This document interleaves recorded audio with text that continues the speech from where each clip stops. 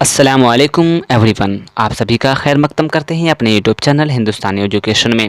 آج ہم بات کریں گے بال جبریل، جسے علامہ اقبال نے لکھا۔ اس میں ایک نظم ہے، لینین خدا کے حضور میں۔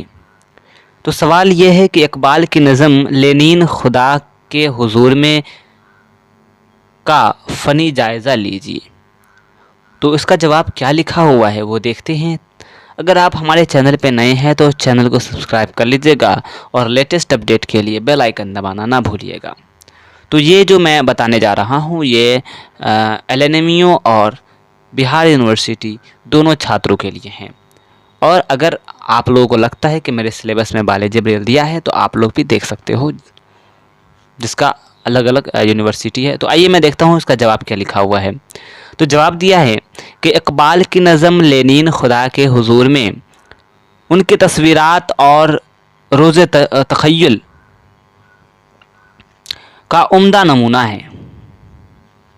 انہوں نے اس نظم کے ذریعے یہ دکھایا ہے کہ اسلام کا نظریہ حیات ہی سب سے مکمل اور منظم نظریہ حیات ہے، کیونکہ اسلام کے نظریہ حیات میں دوسرے تمام نظریات کے عمدہ پہلو شامل ہیں۔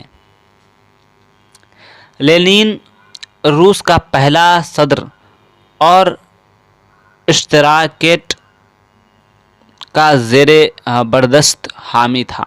وہ خدا کے حضور میں پیش ہو کر پہلے تو یہ اعتراف کرتا ہے کہ وہ ساری عمر عقل کے ذریعے خدا کو تلاش کر کے اس کا وجود سے انکار کرتا رہا، لیکن اب اس کے وجود کی عظمت ظاہر ہوئی۔ اس کے بعد لینین خدا کے حضور میں مزدوروں اور سرمایہ داروں کی کشمکش کا نقشہ دکھاتا ہے اور خدا سے سوال کرتا ہے کہ اے خدا، دنیا میں عدم مساوات کیوں ہے جبکہ تیرا مذہب اسلام مساوات کا حامی ہے۔ اس نظم میں فکری اور فلسفیانہ عناصر کی پیشکش کے باوجود شریعت ہے۔ عمدہ تشبیہات و ترکیبات بھی بے انتہا موجود ہیں۔ بعض اشعار فصاحت اور بلاغت کے بہترین نمونے پیش کرتے ہیں۔